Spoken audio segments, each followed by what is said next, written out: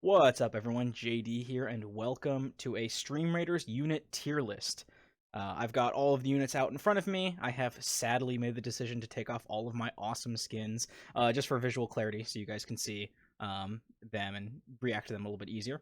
Uh, Anyways, we have got our tier set up here, and because they are not super clear, let me just go through them really quickly. Amazing is our S tier. These are units that I would place either anytime they're off cooldown or they're just so good that the advantages they give you are just something that would make it so that you absolutely want to get it to level 30 as soon as possible. Effective falls under a similar category where pretty much if it's off cooldown, it's a good idea to place.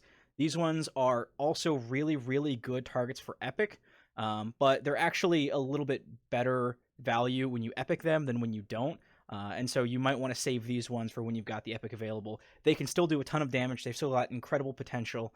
They can really help you out, but they're a little bit more useful when they're Epic as opposed to Amazing. You can just pop down even if they're not because they're just that good. Um, Next up in the solid tier is a lot of the units that have a decently defined role. You throw them down, you're going to contribute to your team. You're not worried about just like completely wasting your value. You're generally going to get some good stuff out of it, but probably not who you would want to epic.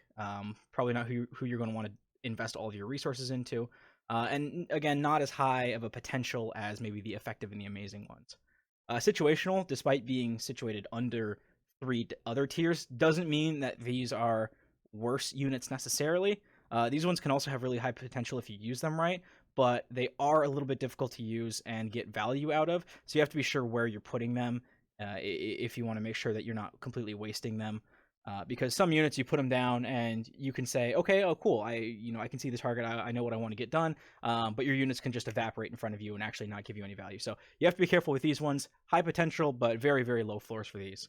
And then last of all, you've got mediocre, and these are units that I personally don't like very much. I find that it's really hard to get value out of them, and if you're putting resources into supporting them, you could just be putting those resources into supporting other units and getting much more value out of them. So this is coming from the perspective of me. I am a viewer. I play like all of my matches on viewer. I play with captains ranging from very small people just starting out to very large, hooks type. You throw your units down and there's you can easily fill up 2,000 unit slots within the half an hour. But for the most part, we're going to be examining this from the perspective of a medium-sized battle where there are other people around you and you're not going to be doing the majority of the heavy lifting, but you can expect that the unit that you're going to place down is going to give you value and is going to do some work if you put it in a position to succeed. And it will make a relative impact based on how you put your unit down. Again, rather than a match where there's just like 100 people already also putting your units down, and you kind of just got to stick something in the back row somewhere and get a potion for your troubles. So, all right, let's get into it. Okay, so starting with the Berserker. The Berserker I am going to place in the effective tier because this dude is an absolute beast, especially when epic. I mean, the damage that you get when you epic this guy is just absolutely incredible. Combine that with the supporting aura that it gives, it buffs all of your other melee units. If you've got a lineup that can support melee units, this guy can really be awesome, and especially if you're in smaller battles, this guy can totally carry you. He is vulnerable to ranged units, so obviously you can't just leave them exposed, but if you're not expecting a ton of resistance, you can really just have one Berserker plop down at the end there, and it'll totally save a battle if you use it right.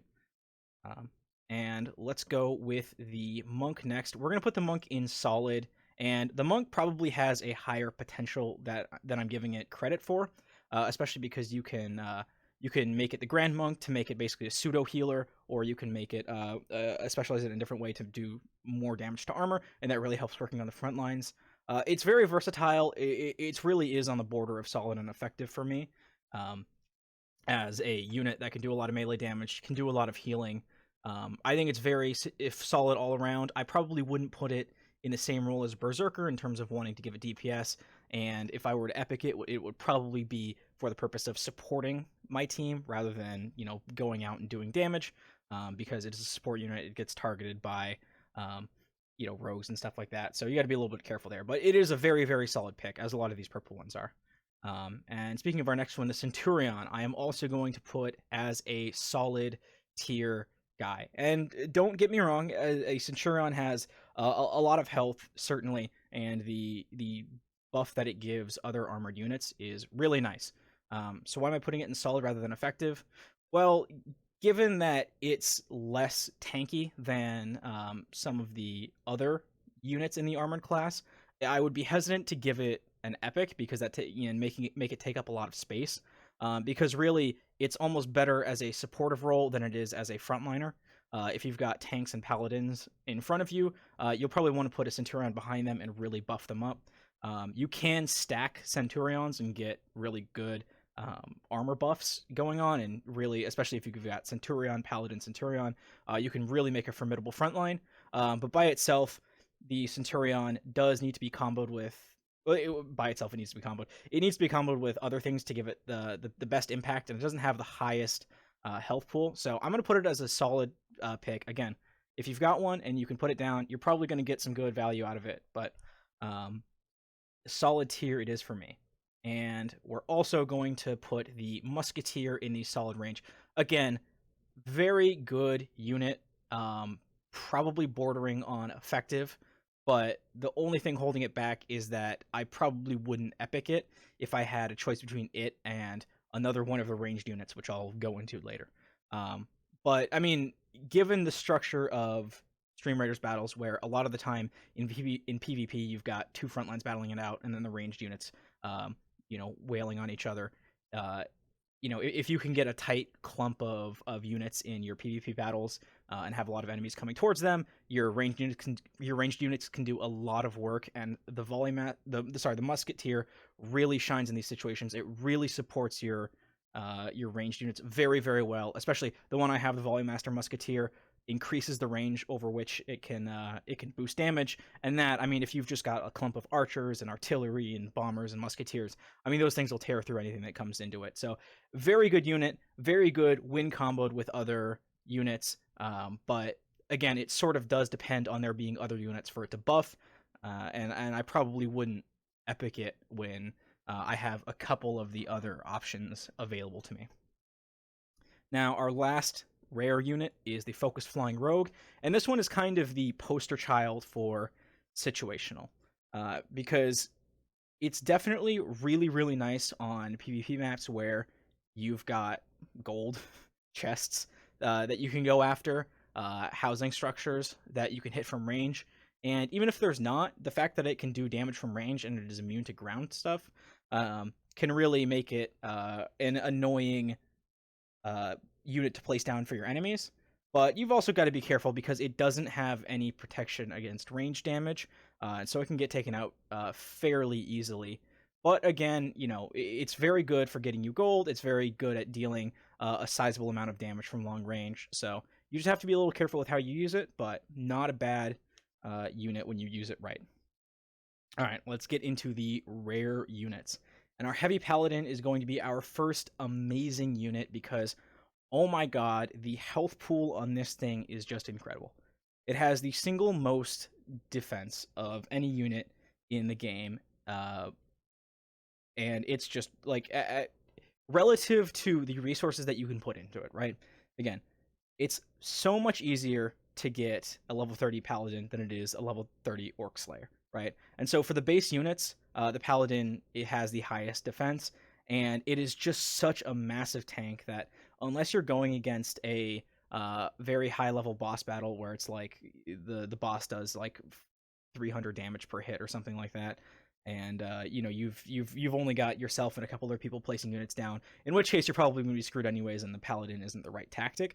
But other than that niche situation, anytime you can place a Paladin down the front line, it's gonna soak up a lot of damage. It's gonna wear down the enemy and let your archers and your everyone else do a lot of damage. It's just very useful, and the fact that it only has a 30-minute cooldown just makes it an awesome unit to place down at the front of any battle and get a lot of success with it. So, and next up we got our Grand Healer. So we're gonna put the healer in solid, and there's a little bit of dissension on exactly how good it is. If you can get it to be following around a clump of armored units and healing them up pretty constantly, it could definitely be effective. It could also be as bad as situational, because sometimes the pathing will make it follow units that aren't useful, or like you'll have a clump of healers following just one guy. So we're gonna put it in solid, because healers are definitely something that you can use to good effectiveness on on your average battlefield, and help keep your tanks alive and stuff like that.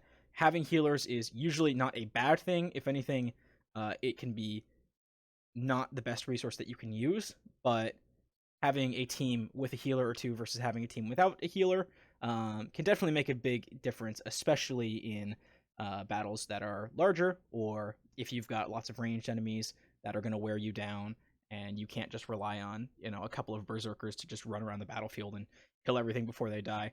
Healers definitely very important, not to be overlooked. Classic solid pick. Next up, we've got the Buster, and that is also going to be situational, perhaps even more so than the Flying Rogue. I mean, these things, they have one job: run into you, explode, do a lot of damage. When you get them to volatile, they can do that damage over an even larger distance, which is awesome. You can really wreck some shop with this thing. But the fact that it has such low health, at level 25 right now, it's 7 health. So, just like the most piddling archer can knock it out and just completely deny you all of your value. Makes it a very difficult unit to use, but when you can use it right, oh my god, it can just blow stuff up.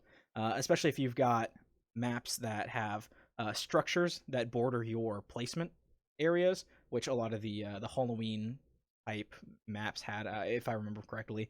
You can just place one right there. It'll just run into it. Boom! Just blow it up.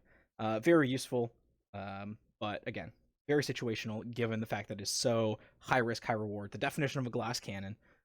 Make sure that you are considering how you're using it before you place it, and probably not a good epic target unless you need to hit a specific damage number and you can't count on someone else placing a Buster. But very, very good. Oh god, very, very good, but very situational as well. Next up, we've got the Barbarian, and I am going to place the Barbarian in effective. And that is because if you can get it epicked, then it's just going to start doing a ton of damage, because it can cleave, it can, it can deal damage from to multiple enemies from a slightly longer range, and it's just really hard to deal with.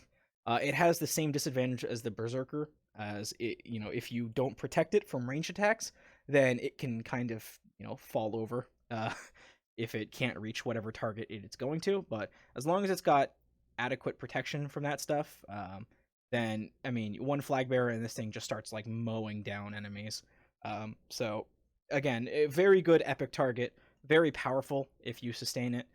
So I'm going to be placing that one in the effective range. Our last base, I guess, uncommon unit is going to be the Bomber, and I'm going to put that in mediocre. And I know I'm going to catch a lot of flack for this, because people really love bombers and people really love to epic their bombers, but I just look at the base damage stats that it does, which are just so small. If I go to my army, currently my level 21 bomber does 9 damage per bomb.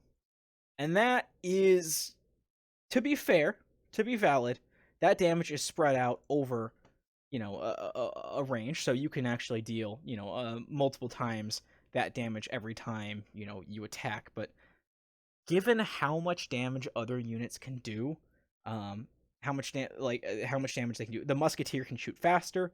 It can do much more damage to single targets that you really need to take out. The artillery just does more damage in general, and it has sort of the same, AoE effect. I've just never been able to just throw down a bomber and say, yeah, all right, I'm gonna forget about it. This bomber is gonna take over.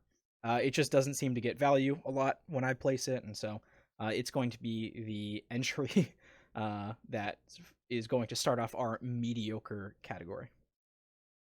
And for our last entry in the uncommon set, the Vampire, I am going to place at mediocre. It has kind of a weird design scheme where it's supposed to like fly in, drop down, kill an enemy, recover health from the enemy it killed, and then like keep chaining that into the enemies that it kills and hop around the map. absorbing health and killing things and absorbing health, which sounds cool, except for the fact that it's an armored unit, which means it's targeted by ranged. It doesn't have a ton of health, not nearly as much as, say, the paladin does. So a lot of the times you'll put it down and it kind of just dies. You almost want to use it more like an assassin than a actual like tank unit, which it being armored is just weird, and it doesn't tend to get a lot of value. So I've heard they're gonna look into reworking it, but until they do, I don't think that its stats are nearly strong enough for it to justify, like a placement in most situations. There's usually a better strategy you can do than throwing down a vampire. So, all right, now for the common ones. Our Swiftfoot Rogue, I am going to put in the amazing category. And the answer is simple, is because it sort of sets the meta game, right? What I mean by that is gold is the primary limiting factor on how quickly you can start upgrading things. And given the tens of thousands of gold that it costs to get something to level 30, it's not easy to do that. I mean, even if you're like buying battle passes everywhere and you're only going after gold chests and loyalty gold chests, it's not easy to get enough resources to get up to level 30. But the more gold you have, the more scrolls you can buy, the faster you can level units. But again, buying scrolls takes gold, and then leveling those units takes gold.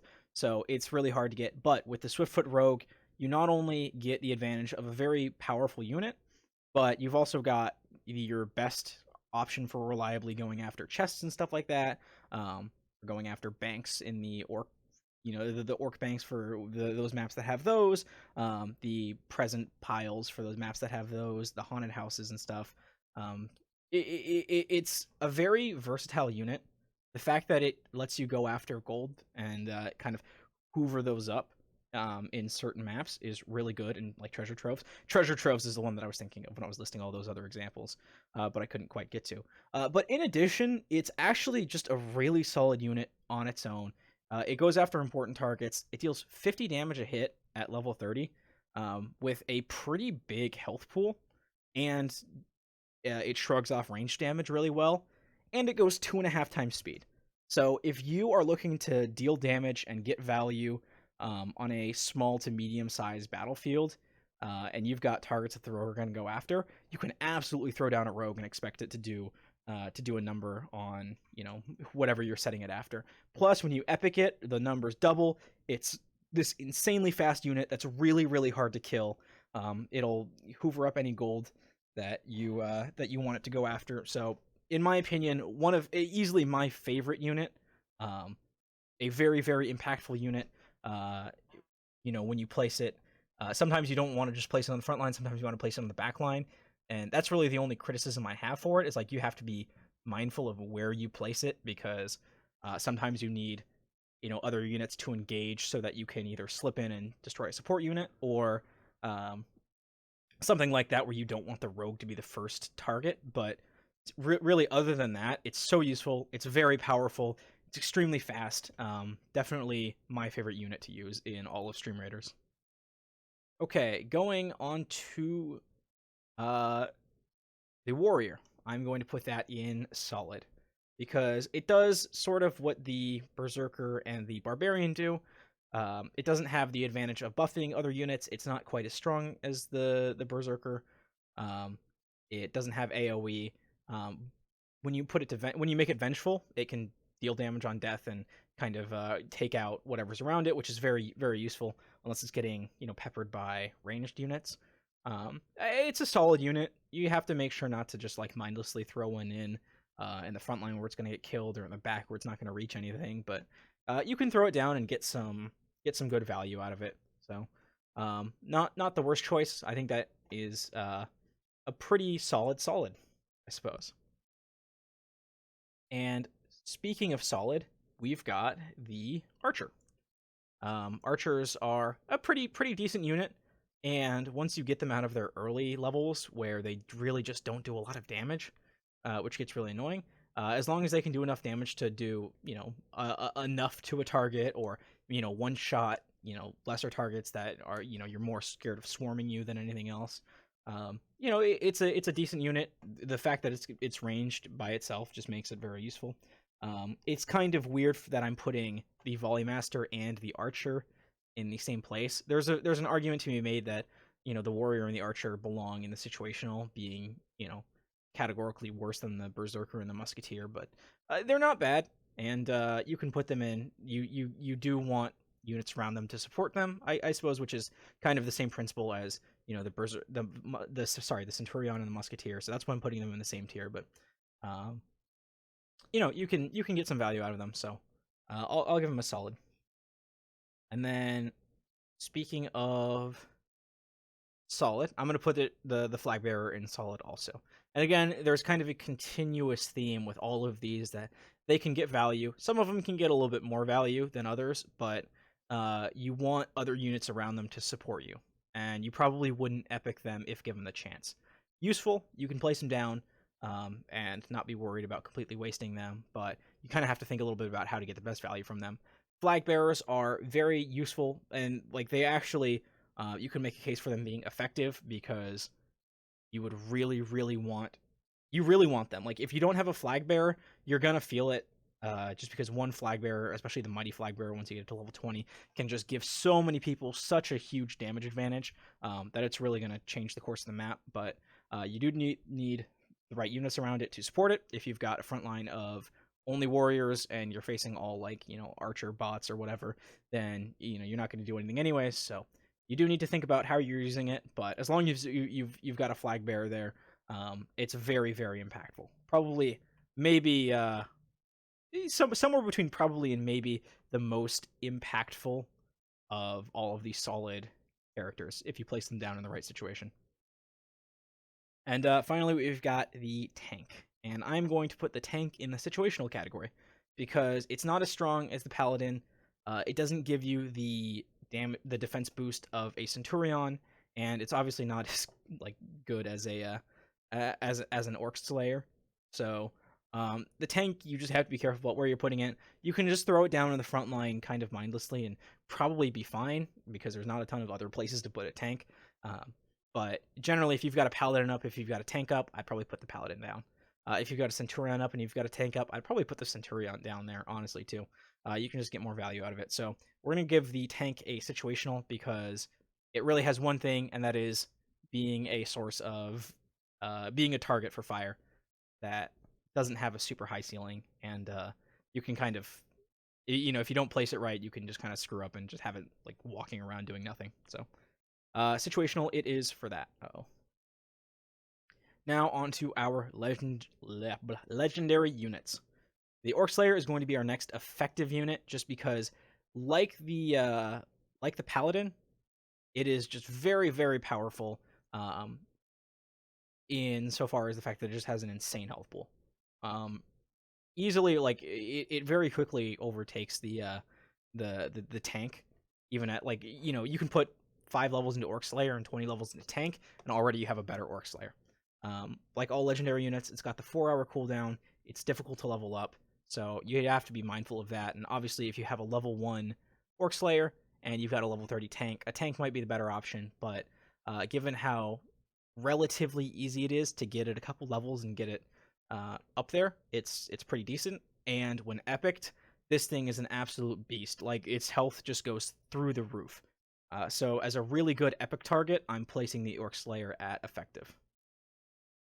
Next up, we've got the Mage, and for the Mage, I'm putting that in the situational category, which you might be like, whoa, it's the legendary ranged unit. Worse than an Archer, worse than a Musketeer, worse than a well, it's not worse than a bomber. I don't like bombers very much, but it's kind of the upgraded bomber. It does AoE damage, which its damage isn't really impressive unless you've got 2 front lines duking it out that you can really let the damage linger on and build up.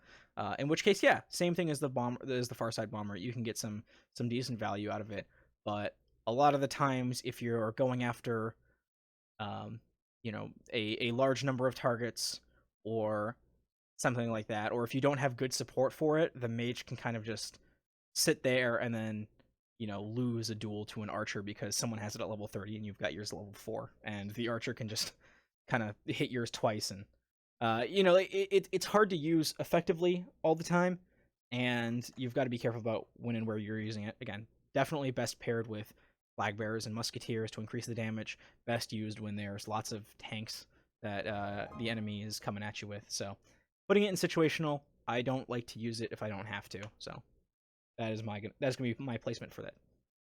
Okay, next up we've got the War Beast, and I'm gonna put the War Beast in solid.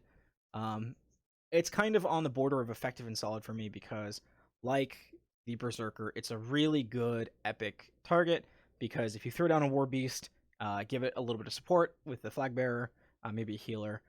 You don't even need really the healer just because it gets such a big health pool, and then it just starts stomping on things doing AoE. War Beast is a very good unit, but I probably wouldn't epic it just because I wouldn't epic it immediately. Just saying like, oh yeah, this is in here. This is definitely going to give me guaranteed value. You have to think about it. It's kind of like the warrior that way, and yeah, it's a legendary unit. It's good to epic again, especially because it only comes every 4 hours. So if by the time it's up, you've got an epic. Not a bad idea to use it. It does require a little bit of support, and there are some units that are just better to epic if you have the chance.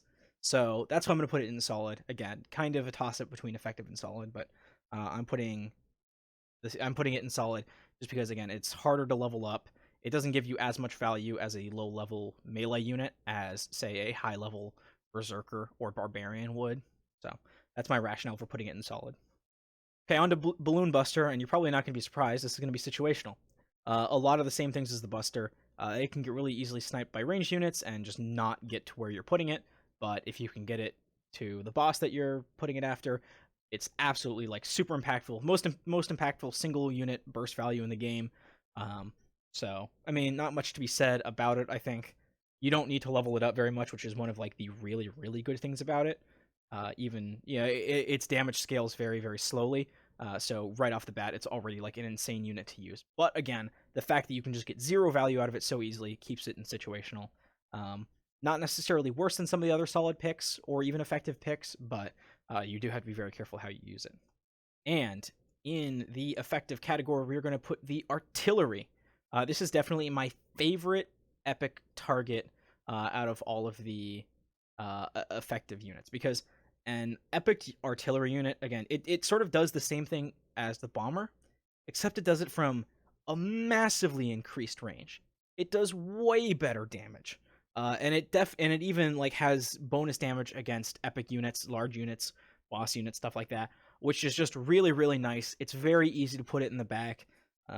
Make sure that it's hit by a flag bearer or a musketeer, and then just like let it start just pumping out the damage. And over a long engagement, like the more you get, the longer you leave it alive, it just gets like it just gets so much value. I really, really love using them myself. I figure whenever there's a tough enemy to use and you've got, any sort of a front line, you can just throw an artillery in the back there and really let it go to work. Especially when it's epic, it can really do a lot of damage. And it's really, really good for quests in which you have to kill a certain number of enemies, because you throw it down there, and when you epic it, especially, it's gonna kill. It's gonna do a lot of work. If there's large numbers of enemies, it's going to mop them up, and it's going to really make your life a lot easier. So effective, very useful, maybe my favorite effective, maybe it's the Berserker, but it's up there. And last of all, we've got Templar, which I'm going to put as mediocre, because it's sort of like it's like a flag bearer that can fight, and that would nominally put it as superior to the flag bearer. But it's a little hard to figure out when to use it. Do you want to use it like a Berserker, or do you want to use it like a flag bearer, or do you want to use like a musketeer that can't fire? It's not super clear what the best way to use it is, and it doesn't have the highest health pool, so if you use it wrong, you can just kind of, get it destroyed. It's nice, but you don't want to just have it on a line of tanks and like one warrior, and in the back there are some ranged units that can use it. I'm not I'm not an expert on how it paths, so I don't know who it likes to stick with. It just seems very inconsistent to me, and I don't really use it that much. Again, maybe it has a much higher ceiling than I'm giving it credit for, but I am personally not a huge fan of the. I'm not a huge fan of the Templar. Anyways, this has been my Stream Raiders unit tier list. Like I've got basically in the S through D. Heavy Paladin and Swiftfoot Rogue are definitely my favorites. I really, really am starting to enjoy placing down everything in the effective category, and then the solid categories. You can get some good value out of some of them, a little bit more effective than others. Some of them higher ceilings than others, but kind of reliant on the composition around you in order to get the most value. Situational can be very high ceiling, but also very low floor. And then mediocre ones, I just don't like using. Again, like I said, roast me in the comments if you think that my mediocre picks are just the worst ever, and that Templars are super good, or Vampires should be A tier, or I'm really just stupid and Farsight Bombers are like the most effective unit in the game somehow. But even though I don't ever get any value from them, maybe I'm just using them wrong. So let me know what you think. That's gonna be all. But I want to say thank you guys for watching. You guys are all amazing. I hope you guys all stay safe, stay healthy, and I will see you in the next one. Bye-bye.